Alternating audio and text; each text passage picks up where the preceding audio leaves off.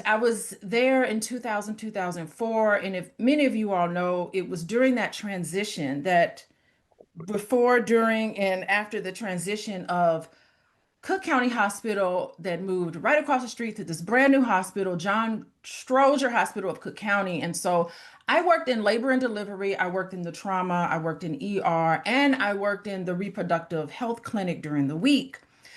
And like when I was at Cook County Hospital, I remember talking to my dad, by the way, who's also a social worker. And I just really could not understand why would women have their baby at Cook County Hospital? That hospital was so run down. I could not get it. And I mean, I don't know if you can imagine having your baby and there be rats crawling around, running around the labor and delivery room. Like this just blew my mind. And even people who had health insurance and Medicaid, they would still come to Cook County Hospital for all of their medical services, and the women would come there for their prenatal visits, and they would be in the clinics when they can go to any hospital. There's Northwestern, beautiful labor and delivery unit at Northwestern. University of Chicago had a wonderful hospital. That's where I delivered my child. And there was nicer facilities there.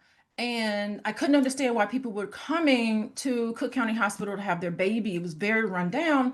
And slowly, after working with a lot of the women, it dawned on me that they were coming to the place where they felt most comfortable. They were coming to a hospital they felt that they trusted. They felt safe. And that tells you how important safety is for patients.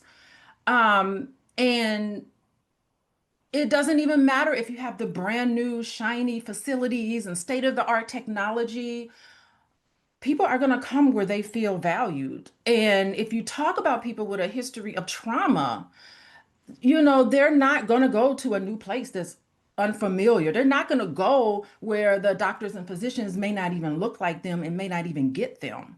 So this tells you how powerful trust is, and that these women would have their babies in a place that's rat infested just because it's familiar. They were born in that hospital, their families were born in that hospital, their mom was born there. That is where they go. That's very comfortable.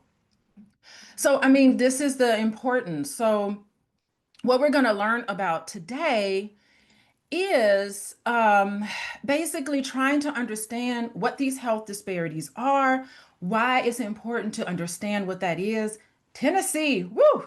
Did some little bit of research on maternal health in Tennessee. I was basically really kind of moved by what I saw and thinking, gosh, talks like this is just so important because you guys have your hands full from what I'm seeing, from where I'm sitting.